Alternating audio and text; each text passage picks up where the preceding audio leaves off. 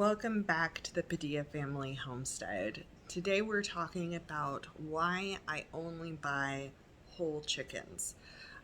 So for years I would buy chicken breast or chicken legs. I would buy the pieces of the chicken for whatever the meal was we were going to be doing.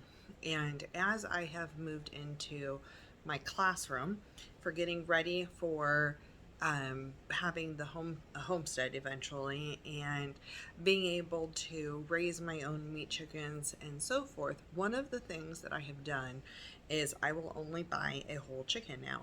And that took a little bit of a learning curve on kind of preparing things, how I'm doing my meals, and all of that. But it has actually saved us a ton of money in the long run. And so I'm going to walk you through kind of what we do with that process. So with the cost of everything going up lately, when we made this change, we didn't realize how much it was going to help our pocketbook. And so what I do now is I look for a good quality chicken if I can, and I purchase the entire chicken. And we basically usually do 1 to 2 chickens a week. If my daughter's here, it's probably going to be 2 chickens in a week. If she's not here, we'll probably do a little bit more red meat. And so we'll take the whole chicken and I usually roast it. Sprinkle it with some onion powder and pepper and some garlic and rosemary, and I pop that in a 400-degree oven and I let it roast. And then what we do is I like chicken breast, my daughter likes chicken breast, my husband likes chicken breast, but he also likes the legs and the wings and all of that. And so what we end up doing is I usually take a breast, my daughter takes a breast, and my husband gets both legs and both wings with the thighs and all that.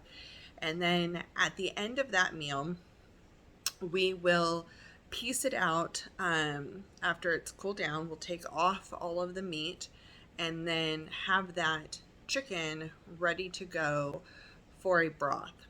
And sometimes, though, if it's been a busy day, I'll just take that chicken with all the meat still on it and stick it in a freezer bag, put it in the fridge, and the next day or the day after that, I will put it on the stove to make broth.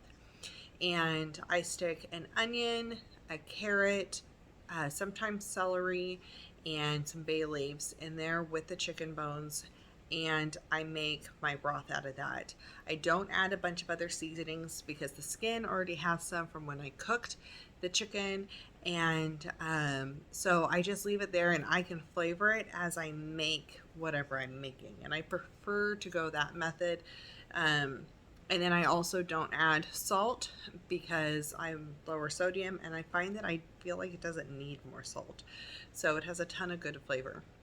I also add in about 2 tablespoons or 2 globes of apple cider vinegar, and that helps all the stuff kind of release from the bones, and it gives you a more nutrient dense broth. So I usually can get 1 to 2 meals, most of the time 2 meals out of the chicken, depending on how many people are home and what we're making with it. And then I have another meal out of with the broth, another meal or 2, depending on how big the chicken was and how much broth I get out of it. So for me, that's a huge savings when it comes to that. And I can make chicken salad with it. I can make chicken tacos. I can do all kinds of things with the chicken that's left over. We'll just have it with our pasta, whatever, right? And so I would encourage you to start cooking with buying only whole chickens and seeing how you can use it, especially if the homesteading life is something you want to do. Now, what I have not done, because I haven't really had the need to, is to piece out the chicken when it's raw. You can get the whole chicken, cut off the breasts, cut off the wings, cut off the legs, and pre-package them and freeze them for what you are wanting to do. So you can have multiple breasts together, multiple chickens, and then you have multiple carcasses that you could, if you want to roast them, I think the flavor is better roasted. roast them, and then turn them into a broth afterwards. And so you can do 6 chickens worth of breasts for if you have a bunch of people coming over. You can have a bunch of wings, but you're still using all the pieces and you're still getting multiple meals out of it. So that's kind of the reason why we did it, and that is it's saved us a ton of money. We love it. We're not going back to buying the pieces. I like the flavor of it, and the broth, man. I use that broth for everything. I haven't had to buy store-bought chicken broth in a while. It hasn't been as long as the whole chickens because I go through more broth than I go chickens. But I also do this with my turkeys. Same thing. I cook the turkey, roast the turkey, save the meat, eat the meat for multiple meals, roast the bone, put the bones in, make a broth, and it's delicious.